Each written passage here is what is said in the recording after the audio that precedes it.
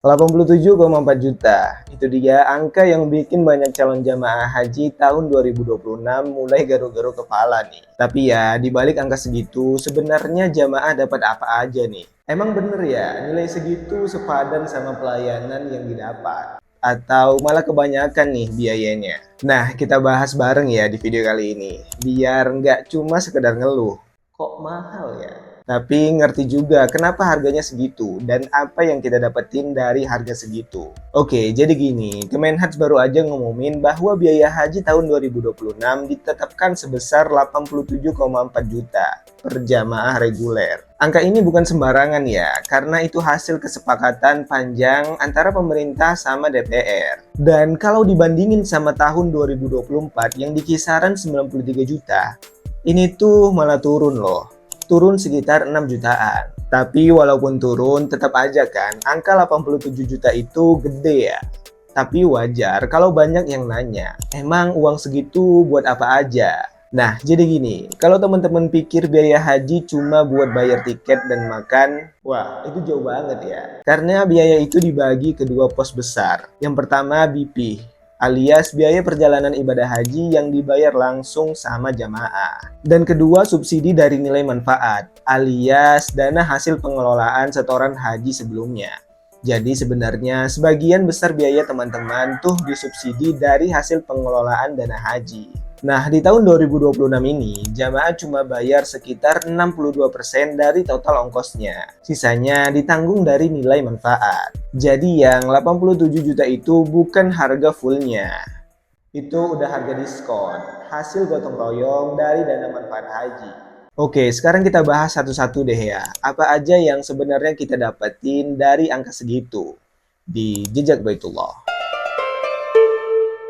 Yang pertama, akomodasi di Mekah dan Madinah. Nah, ini yang paling nyedot biaya. Tahun 2026 nanti katanya Kemenhaj bakal nambah jumlah hotel yang dekat dengan Masjidil Haram dan Nabawi. Tujuannya biar jamaah, terutama yang lansia, nggak harus jalan kaki jauh-jauh di tengah panasnya Mekah. Rata-rata hotelnya berbintang 3-4, lengkap dengan AC, lift, catering, dan petugas kebersihan yang standby 24 jam. Jadi kalau teman-teman mikir, wah kok mahal ya? Ya jelas aja Pak, bayangin aja musim haji itu jutaan orang numpuk di satu kota. Harga hotel di sana tuh bisa naik berkali-kali lipat. Yang kedua, konsumsi selama ibadah haji. Nah, ini juga yang disiapin full nih sama Kemenhaj. Mulai dari sarapan, makan siang, sampai makan malam. Dan gak cuma di Mekah, tapi juga di Madinah dan Arafah Mina. Selama berada di Arab Saudi, jemaah haji Indonesia akan memperoleh total 126 kali makan dengan pembagian yang disesuaikan di setiap lokasinya. 27 kali selama di Madinah, 84 kali selama di Mekah, dan 15 kali di Arafah, Musdalifah, serta Mina atau yang disingkat Ar-Muzna.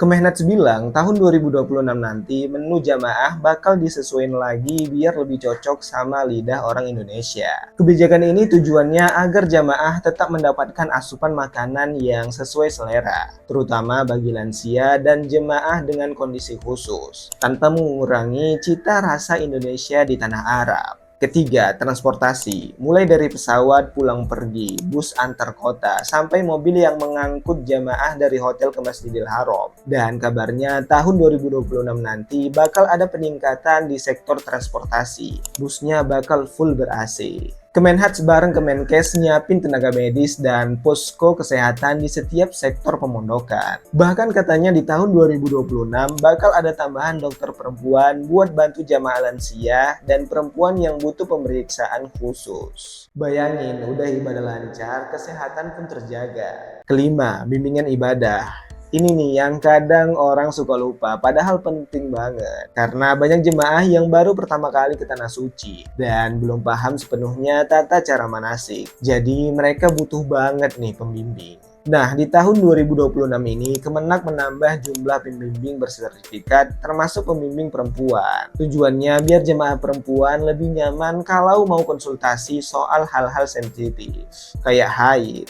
nifas, atau banyak hal yang gak enak dibahas ke pembimbing laki-laki. Dan ini juga salah satu fokus besar Kemenhaj buat ningkati kualitas pelayanan. Terus gimana dengan fasilitas di Arafah dan Mina? Nah, ini juga udah jadi sorotan utama, karena tahun 2024 kemarin banyak jemaah yang ngeluh soal tenda yang panas, toilet yang kurang, dan antrian yang panjang. Di tahun 2026 nanti, Kemenhats janji bakal ningkati fasilitas dengan tenda-tenda ber-AC, toilet yang lebih bersih, dan sistem distribusi air yang lebih rapi. Wah, ini keren banget sih kalau beneran jalan. Tapi nih ya, kalau kita mau jujur, meskipun layanan makin bagus, tantangannya juga makin gede loh. Karena jumlah jemaah makin banyak. Apalagi daftar tunggu di Indonesia tuh udah panjang banget. Di beberapa daerah bisa nunggu 30 tahun. Jadi kalau biaya haji makin tinggi, tapi kuotanya tetap, ya tetap aja bakal kebuta. Nah, di sisi lain, pemerintah juga lagi nyari cara agar dana haji ini bisa dikelola lebih efisien. Biar subsidi dari nilai manfaat tetap kuat, tapi nggak sampai bikin beban keuangan jangka panjang. Karena ya, kalau terus disubsidi tanpa diperhitungkan, bisa-bisa nanti dana manfaat habis duluan. Dan kalau ini kejadian, calon jamaah masa depan yang bakal repot. Jadi kesimpulannya, biaya 87,4 juta ini tuh bukan sekedar angka yang mahal, tapi ini harga dari seluruh sistem pelayanan yang terus diperbaiki.